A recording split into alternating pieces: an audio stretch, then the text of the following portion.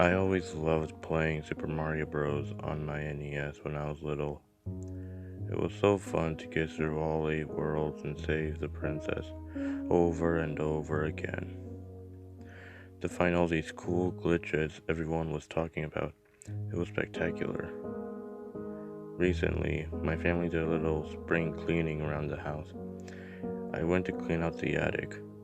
When to my luck, I found an old, dusty box containing my old NES and a few cartridges for it, including my Super Mario Bros. Game.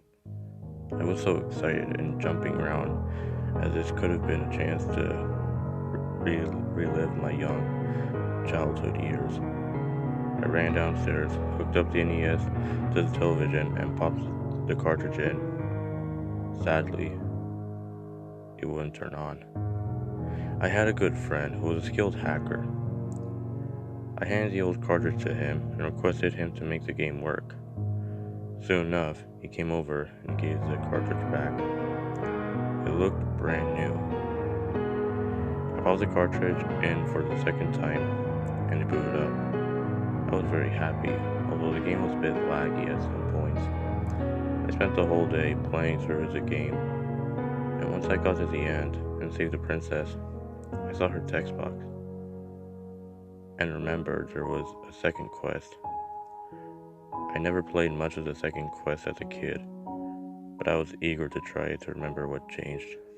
When I returned to the main menu and booted up the game, there were significant changes. They were everywhere from what I recall playing it as a kid. The sky was completely black, clouds were dull gray, as if a thunderstorm were to begin, and there were stomped Goombas pretty much everywhere. Piranha plants weren't coming out of certain pipes. I started walking through World 1, Level 1, which was changed from the way I described it, and then soon I noticed that the timer wasn't counting down. It was frozen at 666 in game seconds, even though the most time that you get in any level is 400 in game seconds. I continued walking through the ominous level while low tones Super Mario Bros. Theme played in the background. It sounded almost sadistic. Once I got to the end, I arrived at a very large castle, as if you completed World 1 Level 3. I entered the castle, and nothing was there. No enemies, no obstacles. I was just walking through an empty castle, not to mention a soft static sound was in the background, instead of the usual castle theme. Once I reached the end, Bowser didn't show up. There was no axeman to drop out of the bridge with. I normally walked into the area with Toad in it, but I could control Mario freely as he talked. But instead of Toad saying, "Sorry Mario, but our princess is in another castle," he said, "Sorry Mario, but you're too late." Apparently there was more space to the right of the screen with a small blood trail following. I walked along the trail.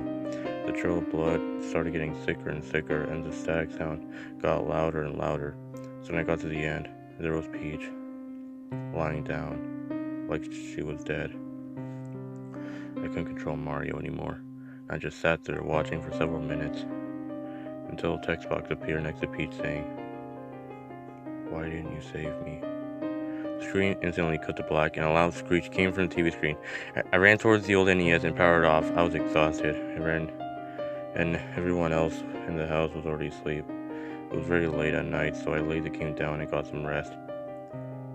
I woke up at around 7:30 in the morning to the Super Mario Bros. Theme a few rooms away, which was weird since no one else was home that morning and the NES wasn't on. But I did remember leaving the cartridge in the NES. I walked into the living room, and to my complete and utter surprise, the game was playing, and Mario was walking through the normal World 1 Level 1 all by itself. There was no one home. The controller wasn't plugged in. I just sat on the couch and watched the game play itself like I was watching a TV or a movie. Eventually, Mario reached the end of World 1 Level 2. But instead of walking through the normal exit pipe or jumping up into the warp zone, He punched the second and third bricks from the edge of the top of the normal exit pipe and jumped into the top of the pipe, glitching down and going down the World 4 Level 1 warp pipe. But he appeared in a level titled -1. I ran over to the study to look it up on the computer. I found there was a place known as Minus World, in which is reached through what glitch Mario performed. And that it's a repetitive water level, never ending. Mario, alone, swam through the level over and over again. And each time Mario enters the beginning of the level, he looked older. Soon enough, he enters the level again and died. Again, the screen cut to black and displayed a screeching sound as well as a text box saying, "You can't protect anyone, not even yourself."